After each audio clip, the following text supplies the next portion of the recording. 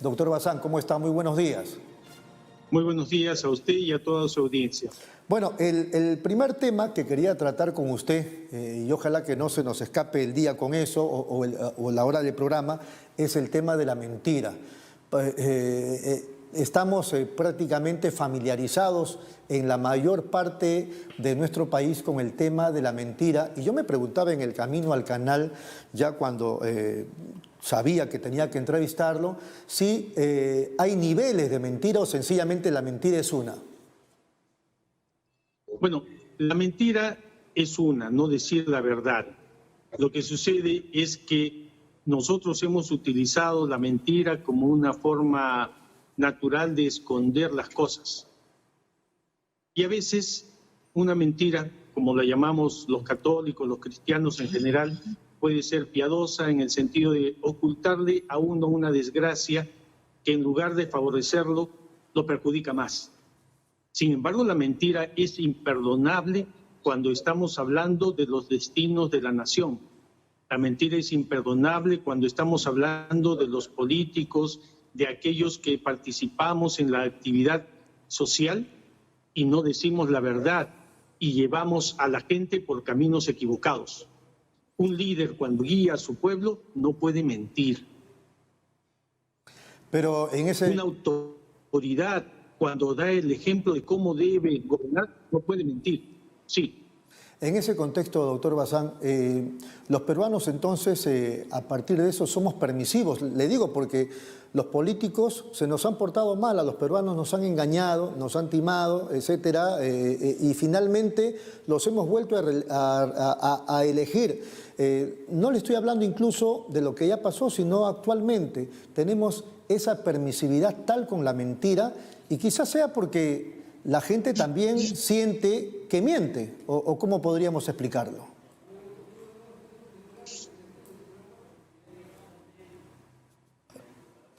Bueno, se dice que el ser humano es el único animal que tropieza 2 veces con la misma piedra. Es decir, 2 veces damos la oportunidad, 3 o 4 veces para aquel que nos miente y lo perdonamos. Es que tenemos buen corazón, perdonamos, ayudamos a la gente a reivindicarse, a volver por el buen camino.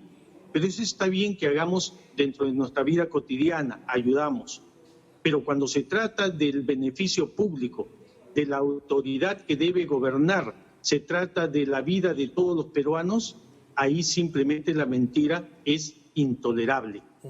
Veamos un ejemplo muy práctico para todos nosotros. Supongamos que nosotros tenemos nuestra empresa y tenemos un cajero, y ese cajero nos miente, saca dinero de nuestra caja y se lo gasta, lo guarda y sabe Dios qué hace. Y después lo descubrimos y por supuesto lo despedimos. Pasado un tiempo, nosotros necesitamos un cajero y él vuelve a ofrecerse y nos dice: yo soy cajero, conozco cómo piensa usted, he trabajado con usted tantos años, contráteme otra vez. ¿Lo contratamos otra vez? ¿Merece una segunda oportunidad ahí para que nos vuelva a engañar? Entonces allí las cosas son absolutamente distintas. Una cosa es lo que nosotros con nuestro propio dinero y con nuestra buena voluntad hagamos para reincorporar a otra persona a la vida social, y otra cosa es que se juegue con el destino del país. Ese destino del país que nos pertenece a todos y que nosotros debemos aprender a manejar, porque nunca más debemos elegir a gente que nos mienta. Nunca más debemos permitir que tanto en el Ejecutivo como en el Legislativo se sienta que la mentira es un derecho del político. La mentira no es un derecho. La mentira es eso, reprobable, y por lo tanto no debe generar absolutamente ninguna confianza. En boca del mentiroso, lo cierto se hace dudoso, y por lo tanto aquel político que participa y nos miente, no le podemos volver a creer. Aprendamos a decir bien. Voy a ponerle algunos ejemplos, ya que estamos entrando o adentrándonos más a ese asunto. El caso del presidente Vizcarra. Resulta que en las últimas semanas han habido serios cuestionamientos porque algunos familiares han resultado en los últimos años favorecidos, incluso ya cuando él era presidente, y luego también los amigos del presidente allá en el Club Lab Tenis de la Exposición, me parece, que también han sido favorecidos con concursos, contratos y todo. El Congreso lo cita y él no va y dice que él no tiene nada que ver con el tema a través de un oficio. ¿Esa es una forma de mentir? Porque yo digo, ¿no hubiera sido beneficioso que él acepte la convocatoria del Congreso y responda a las inquietudes? Porque, claro, constitucionalmente no se le puede interrogar, él es un inimputable, pero sí colaborar con el Congreso. ¿No era acaso un buen mensaje para la opinión pública? Usted lo ha dicho. Las autoridades y sobre todo quien quiere ser líder de un país debe dar el buen ejemplo a la sociedad, debe colaborar para que las cosas se aclaren, debe mostrar su buena disposición. Y si bien es cierto, legalmente no se le puede obligar a asistir, también sería bueno que él, de su propio motivo, de él por su propia voluntad, saliera el ofrecimiento y las versiones necesarias para poder aclarar esas cosas. Algo que falta en el Perú son los líderes, y esos líderes significan que nos guían con el ejemplo, que nos guían con la buena voluntad, que nos guían con la enseñanza. Esconderse como el avestruz no lleva a que la gente respete a una autoridad. Rogamos al señor presidente que haga las rectificaciones necesarias para que el pueblo pueda creer en él. El otro caso es el de la congresista Cecilia García, que ella ya se está vendiendo como candidata presidencial. Algunos dicen es el plan B de José Luna Gálvez, si es que a Urresti algo le pasa, digamos, penalmente. Pero en el caso de ella, por ejemplo, ella tiene un programa de radio, una exitosa. Cuando fue candidata, ella decía que no había por qué los de Lima o los del Callao cobrar el derecho por instalación si uno era congresista. Bueno, resultó que ella finalmente fue elegida y lo primero que hizo, entre comillas, lo primero que hizo fue cobrar el derecho de instalación. Cuando le preguntaron, oye, pero dijiste que en la campaña eso estaba mal, no se podía cobrar, sobre todo los de Lima y Callao, y tú no eres de provincia. Entonces ella respondió y dijo, no, lo he cobrado porque lo voy a donar, ¿no? Entonces, ¿eso también no es mentir? Eso es peor que mentir, eso es traicionar a su propia palabra. La gente debe acostumbrarse a decir algo y cumplirlo. Y si no lo cumple, no solamente se está engañando a sí mismo y está engañando a los demás, sino que está mostrando que su palabra no es confiable. Esos son los cambios que tenemos que hacer en la política. Esos son los mensajes que desalientan a la juventud porque son malos mensajes. ¿Quién mira como joven y ve a su padre y dice, yo quiero ser médico como tú, quiero ser abogado como tú, quiero ser ingeniero como tú? Pero no dicen, quiero ser político como tú, porque los políticos dan muy malos ejemplos. Eso debe cambiar. La política es un trabajo. La política es tan cercano como una convicción, un acto religioso de voluntad de ayuda a los demás. Y ese acto debe ser mostrado con el ejemplo.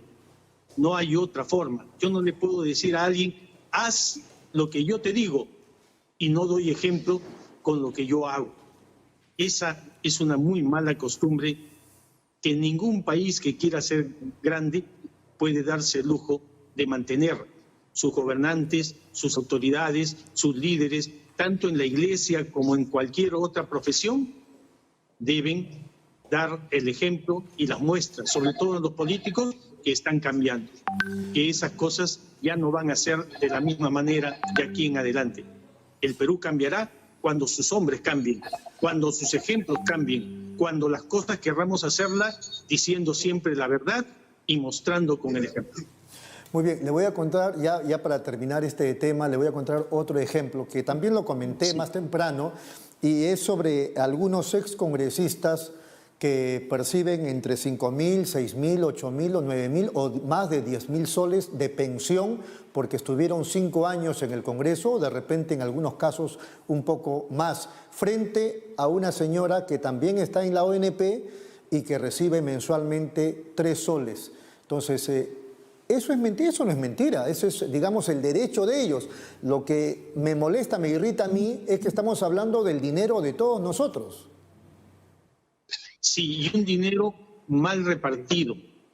Me refiero a que La gente que trabaja durante tantos años y aporta a su fondo de pensiones debe recibir una suma proporcional al esfuerzo de su aporte. Y por lo tanto, este sistema debe de cambiar. Aquellas personas que han aportado durante un tiempo y que no tienen la esperanza de sacar alguna pensión, hay que devolverles su dinero porque apostaron por una esperanza y no apostaron porque ellos quisieron, sino porque la ley los obligó. Y esa esperanza ya no existe, hay que devolverles. Pero aquellos que el Estado ha recibido su contribución, no solamente en aportes, sino en capacidad de trabajo, en horas de trabajo, en tiempo de servicio, en conocimientos, debe dársele una pensión que, si bien es cierto, no será lujosa, pero por lo menos que garantice una mínima existencia. Esto no es solamente en el Perú, sino en todos los países. Y esto no es solamente para los que aportan al fondo de pensiones, sino para todos aquellos que pagan sus impuestos. Y los peruanos, directa o indirectamente, todos pagamos nuestros impuestos. El cambio debe hacerse pensando en la sobrevivencia de la fuerza. ¿Cuál es la fuerza? El ser humano. Ese ser humano que tenemos que cuidar desde la cuna hasta la tumba. Totalmente de acuerdo. Muy bien, doctor, ha sido muy amable. Muchas gracias por su atención. Muchas gracias a usted y cuando usted guste. Muy gentil. Ha sido el doctor César Bazán Naveda, abogado y fundador del partido político Perú Construye.